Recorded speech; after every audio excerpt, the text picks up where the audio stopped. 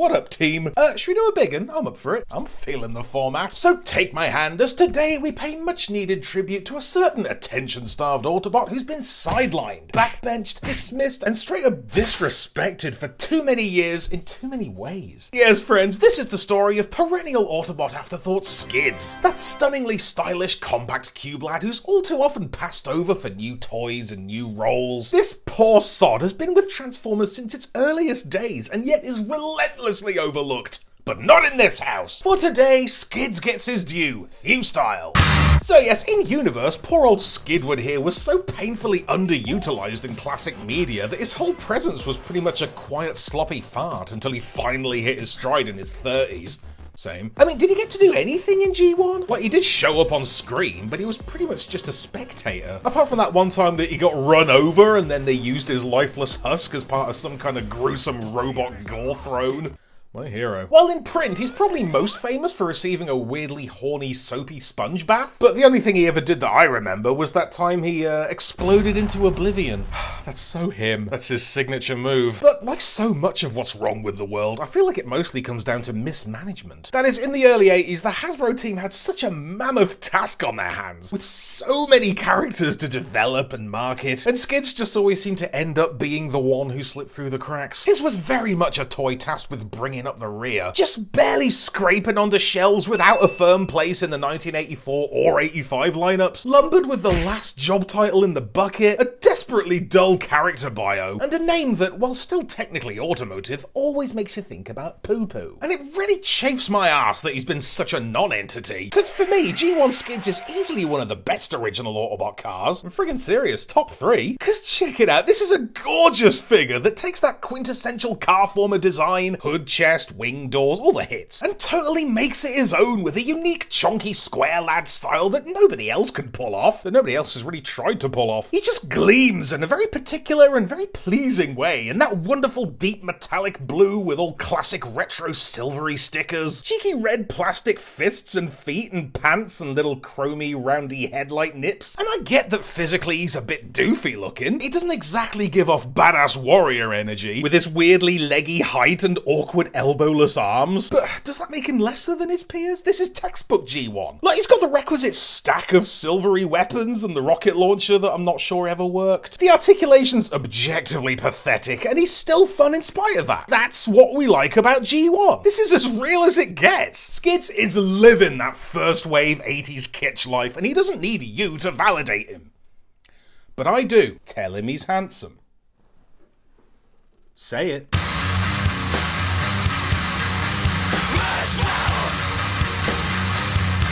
Transformation, just like the man, is irresistible. Just an elegant and uncomplicated foldy-down crumple-stilt Skids kind of affair, with a distinctive signature maneuver that I like to call the head flap hood flip. Like, the bonnet boings open and the little robo head rotates around and folds away, hence why he doesn't have that ugly neck void that so many of them do. It's a strong move, and it's all his. And this Honda City Turbo Alt Mode is such a happy little hump of a thing. Look, you know I'm a sucker for a chunky blue mini-mobile, and Skids is the truest of the bluest. It just melts me, man. It's like my direct weakness. Because, okay, from a professional vintage toy appraisal point of view, it's got the rubber tires and the rub sign and the bit of die-cast that the collectors crave, and the work in doors and boot make it technically more full-featured than most of the contemporary Autobot cars of the era, but internally, I'm just screaming with glee. I want to cuddle this thing all day long. I want to pat it on the head like a hamster and feed it a raisin. I am bewitched. How is the world not in love with this thing? How have we not had 50 of these? I don't know. I guess because it's not like a sexy sports car or a badass battlemobile. I imagine that's why they gave this one the boring backstory. Because when you're working with a team of awesome alien supercars, who'd want to be the harmless hatchback? Looking like this ain't gonna make you a megastar, but it definitely makes Skids feel more grounded in reality. And that's more what I want from a robot in disguise. There could be 4 of these parked on my street right now, and I wouldn't even raise an invisible eyebrow. This tidy little runabout is just way more relatable than the cool kids who turn into like space Lamborghinis and one specific race car. Great disguise, lads. You'll blend right in. Haven't you seen Drive?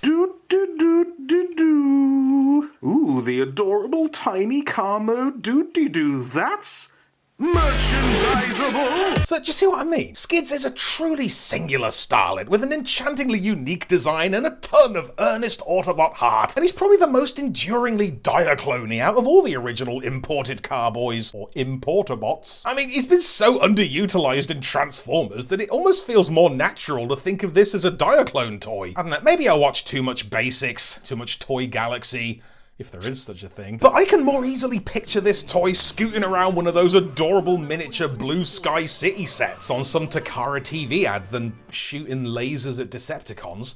He doesn't do that. But even with all that in mind, this is still, for me, the last official Skids toy that really looked or felt like Skids. Because even in a world obsessed with nostalgia, Skids hasn't ever really managed to make much of a meaningful comeback. I mean, there have been a few new Skids kids, but they've all been either heavy interpretations or like weird abstract offshoots. Take, for example, Robots in Disguise Skids, who's, alright, it's clearly not the same guy, but he's got the name. Kind of. What is that, Skids? Skid Z? Skid Z? What kind of Gobot-ass name is that? Come on, Rest Q. But look, Rid Skids here definitely had a whole thing going on, turning in a wonderful performance as a turbo-revving young punk with a compulsive racing addiction because he accidentally scanned a Formula 1 driver's ghost. Maybe Skids is haunted.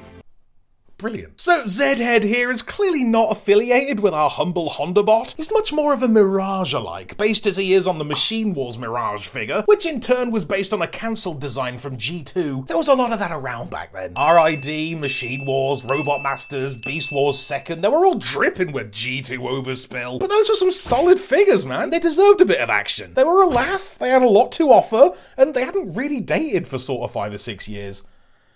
Big mood. Anyway, the robot mode's possibly a bit sort of graceless and baggy, with the oversized race car chest and awkward stumpy limbs, but he still poses alright, kind of. And he looks straight up swish in this bold mix of shiny magenta, metallic teal, meteal, and cool neutral beige, which may or may not have once been white, with a mighty smack of heavenly light piping. And being a child of gimmick-obsessed G2, he's naturally built around this ace little flip-change automorph lever. And as for this flamboyant F1 mode, damn is that some flair. Check it out with its smooth cruising grooves and ballsy racing chops. And I don't know if it's just me, but there's something about this that feels kind of 50s, with the kind of cream soda colours and the Coca-Cola ribbon, like a Coke float, flashing some classic Chevy fender bulge with the double wide wing styles. This is as exciting as we're getting today, because the next time the Skids name would pop up after this guy was on an Armada Minicon, and a shitty one too. Like, after they ran out of ideas for actual Armada toys, they ended up having to shove out a bunch of Beast Wars Transmetal recolors to bulk up the later waves, and Skids was just the name they slapped on a Minicon. One of 2 Minicons that they threw in with one of those. Talk about slumming it. More like Skid Z list. So we're gonna move past that and instead jump ahead to Skids' first semi-successful return to his blocky blue bod in Alternators / Binaltech. The line's so dicey they named it twicey. Which, as we covered not that long ago, was some of the first G1 revival stuff from the mid-2000s. This was the original 1984 resurgence, so it should have been the perfect spot for Skids to muscle in and stake his place in the big leagues. But much as I hate to say it, he kinda seemed like a joke. Cause look at this bloody thing, it's such a Dorcas. It just comes off so droopy and daft with the strange sloping beer belly body type, dwarfing his weirdly weedy arms and miserable little pistol. Piserable. But still, it is kinda brilliant. Say what you want, this is a serious machine. It's definitely got that incredibly specific Binaltech bombast, positively bloated with visual bang, heftily hearty hand feel and lavish labyrinthine engineering, with those legit headlights and brutal bumper, heavy black shoulder straps and always on active steering. And like the legs are lumpy as shit, but they're so alive. You got these major shin bumpers, cheeky silver thighs with bruising black knee spikes, and these dumpy trapezium shoes are so disarmingly inelegant. Put it this way, how are you going to forget this thing? It's an incomparably clumpy-ass charismatic chungus with incredible Autobot energy, and it absolutely will not be ignored.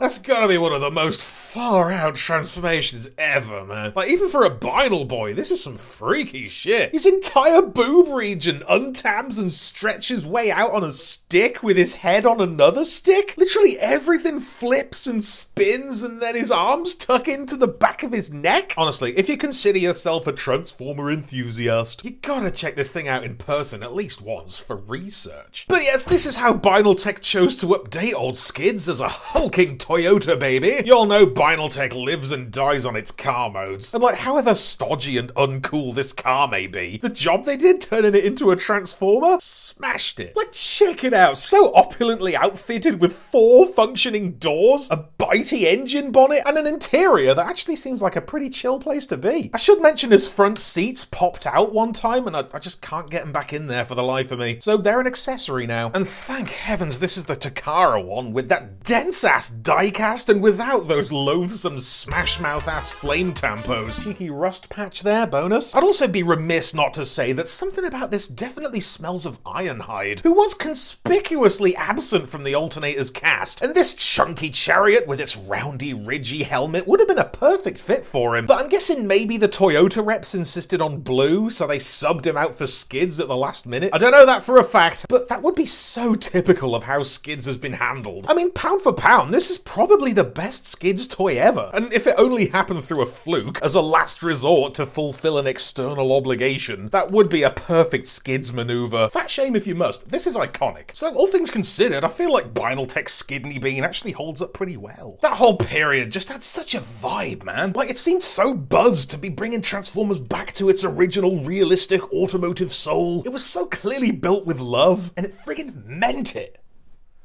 And then the movies happened.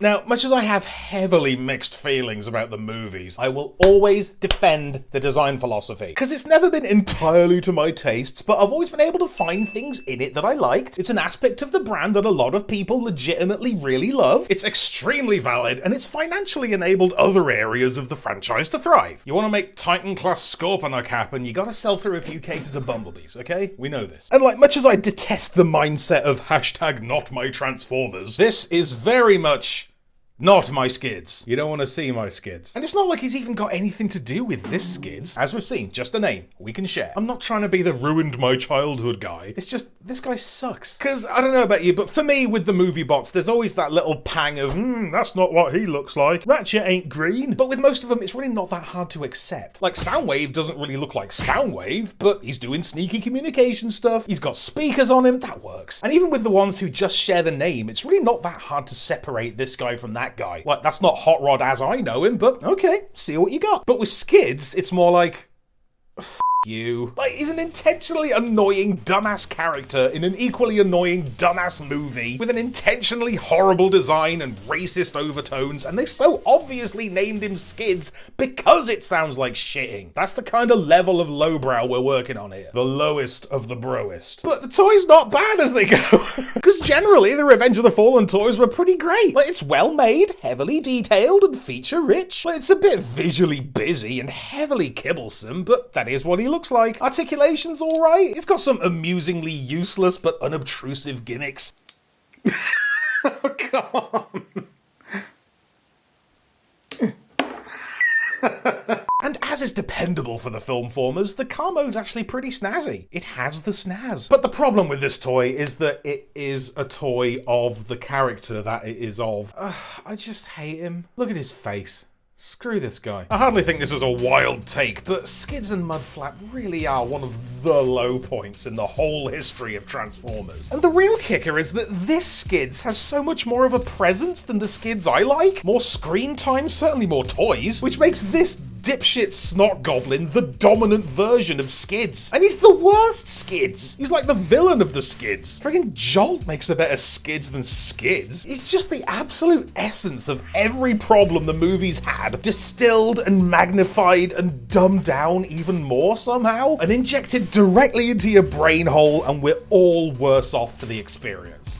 Still a sore point, apparently. Guess we should briefly toss in this Legion-class version in his seldom-seen cybergoth deco from Dark of the Moon, where, in what was admittedly a very Skids move, he was dropped from the film.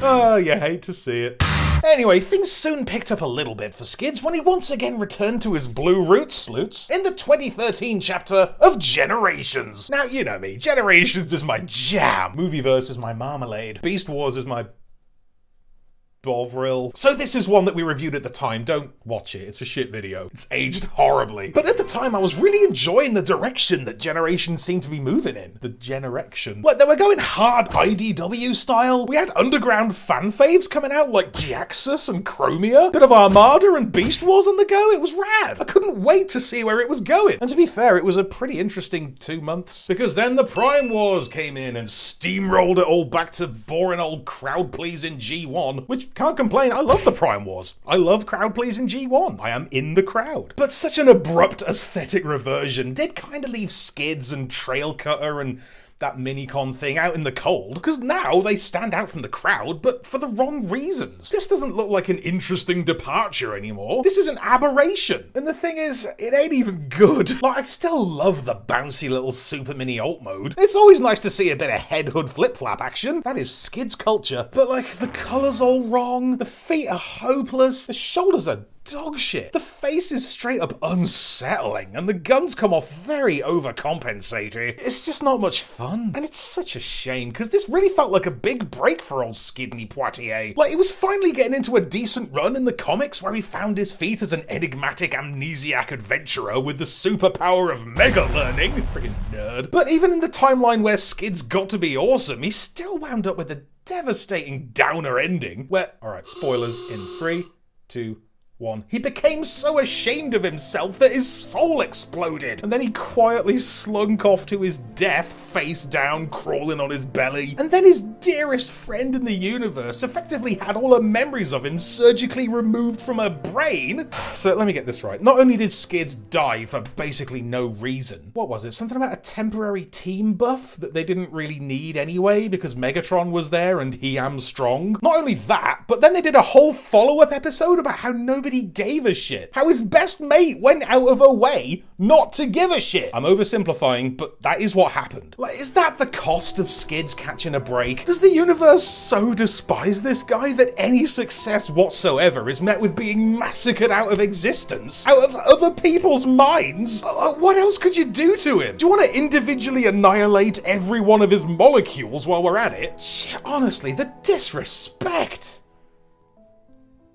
Alright, that's the end of the spoilers. Anyway, where are we now? What's the latest? Well, full transparency, I was actually hedging my bets making this video for a bit, because part of me hoped that there might be a new Skids coming from the War for Cybertron trilogy that'd be in keeping with its budget masterpiece aesthetic and excellent track record. But seeing as how basically the entire lineup's either been revealed or leaked through whatever source with nary a whiff of skiddy goodness, this is still the latest go-to modern version of old Steak and Skidney. And it happens to come from the brief pocket of time when everything was purposely obtuse for one summer. I mean, I can't be mad that they tried something different, but we've moved on. It's been 7 years. Everyone else has had a do-over. Chromia, friggin' Hoist, Double Dealer, Springer. Everyone loved that Springer, and he's still got another one. But not Skids. We're still making do with this outmoded disinfectant spook. I just can't believe that we now have updated crowd-pleasing G1 versions of practically every character ever, except Skids. I think Generation Skids is the perfect toy to be in this situation, because it will not stand. Because for one thing, as a creator of content, I kind of like my videos to peak somewhere. We gotta give our boy an unambiguous win. We need that denouement. And for that, I'm afraid we must abandon the official timeline and instead stray into the wilds of unlicensed fanfic. Ooh! Yes, indeed, put 'em up, if you will, for Master X Series Savant from stalwart third-party animals X-Transbots, which I'm fairly comfortable with calling the closest we're ever gonna get to a masterpiece, Skids. Because check this out, XTB Savant is a breathtakingly beautiful piece, presenting a level of life-affirming luxury and understated grace that require me to refer to it as a piece. Like, right away, it feels amazing in hand. It's weighty and solid and smooth, with a heavy quality plastic feel and tasteful metal where appropriate, unlike this channel. The joints are strong and silky and responsive, and God, it just looks so friggin' good. Just the fact that there exists a nice quality collector grade figure of any character with that friggin' workaday Honda hood for a body. My soul is so full right now. Bit weird that it hasn't got the old signature hood square, but has got the irregular neck to accommodate it. But whatever. Sorry, can't hear you over the song in my heart. But if we must critique it, and we must, this is a review, I suppose I should say the colours are an interesting mix. Like, you've got that classic toyetic deep shiny indigo, shindigo, alongside this much tamer TV show powder blue, which I guess works? Like, of all the characters out there, I don't know if Skids needed the cartoon homage treatment. No harm done, I still like it. But did you have to? The only real carryovers you can even include from the cartoon are like the pale arms with the cool little red spotted shoulder braces, that weirdly tall, narrow face with dreamlike non-features, and like blanched knees, I don't know. Weapons are also weirdly screen-weighted and both quite uncomfortable looking. Like this weird little twin-zap laser pointer thing that looks like it should go in his hand but doesn't. You can just see his entire hand through it. And this other one's just all sack and no shaft. I don't know, it's the kind of silly sci-fi weaponry that's probably technically quite helpful in some way. But like, you're not going to be the one who takes out Blitzwing, are you? It's not a big deal though, it's just a weird one. Like, this is a figure with a lot of tiny, needly, unfortunate tidbits, but none of it even touches how gorgeous it is. It's given me everything. You've only got to look. It's got the sweet, shiny, stripy doors and the little windscreen pistons. It's got the giant red brogues and shins made out of a quarter of a car. It's got that sort of mwah, you know, that sort of je ne sais quoi. That, you know, it's got the, yeah, it's too obvious.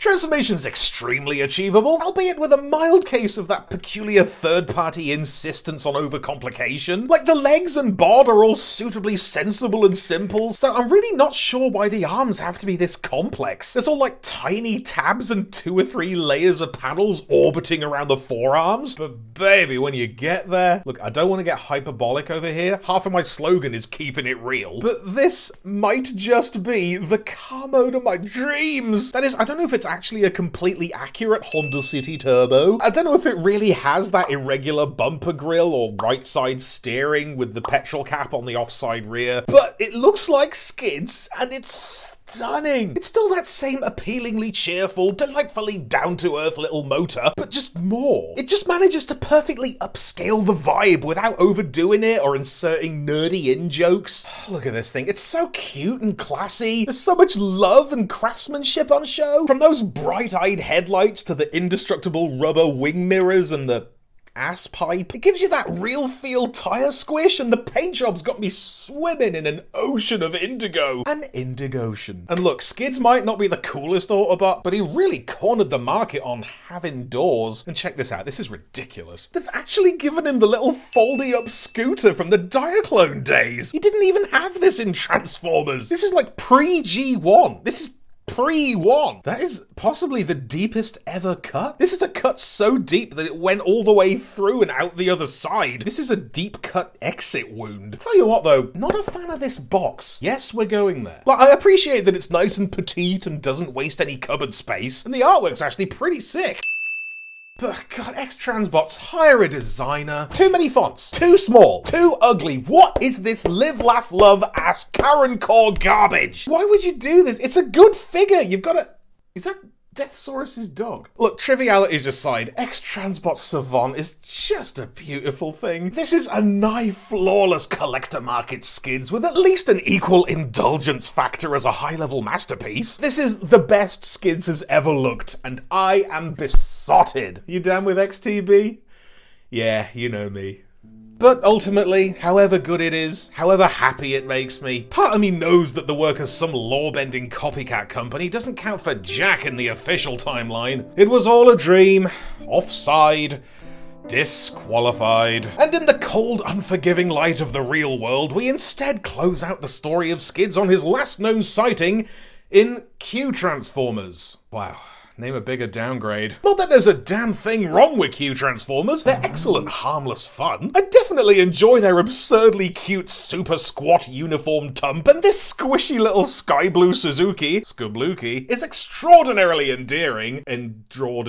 But the fact that this is the most recent real-world Skids representation, doesn't it kind of feel like the final indignity? Because while so many of his brothers, like Prowl and Ironhide, have had all kinds of updates and masterpieces, and most recently, 2 cool-ass hypermodern mainline figures, each, in the last 18 months, and Q-Transformers, Skids has just been relegated to novelty cameo status, excluded from every modern mainstream toy line, adrift in a limbo of Hasbro's making. A limbro.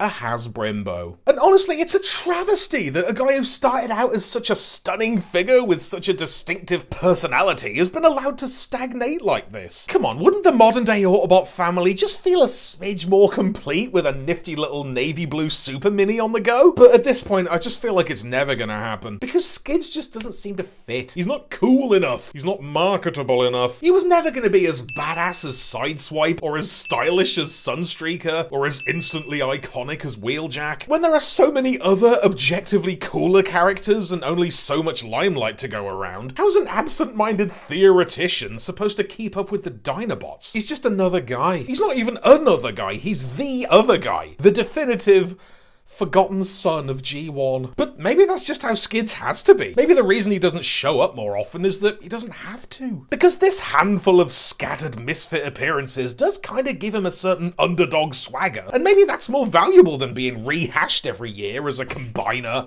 or a headmaster, or a power of a prime. Skids just might be the low-key patron saint of less is more, and maybe it's me that needs to respect that. What if I'm the problem? Like, is it me? Am I being that stubborn, unpleasable fanboy that I always make fun of? Who looks at the bounties that surround him and still gets upset because he can't have the one hyper-specific thing that he wants? Ugh, Hasbro. That ain't me. Is it? Look, of course it sucks to watch a character you like struggle to find their place, and it's natural to want success and mainstream acceptance for him. But maybe it never happened for Skids, not because of mishandling or incompetence, but because that's life. Not everybody makes it. And maybe that's what all these stories have been trying to tell me all along. That Skids' role in all this is to be the one that we lose. To be forgotten. And maybe it's on me now to let him go. No. Hasbro, I swear to God, I want Transformers Kingdom Deluxe Class Skids on my desk by Friday. Tauntaun, I know you have it. You have to hook me up. Oh boy, that was fun. Huge thanks to everybody who's hooked me up with Skidses. That's Opsimathix, Jolene, Chris over at Rodimus Minor Reviews, and a fella named James. And of course, a big patrony shout out to Adam Scans for supporting the show. You made it all possible, baby. Right, more to be done. Catch you on the flip side. Be sure to subscribe for more Thew's awesome Transformers reviews. Limited appeal, keeping it real.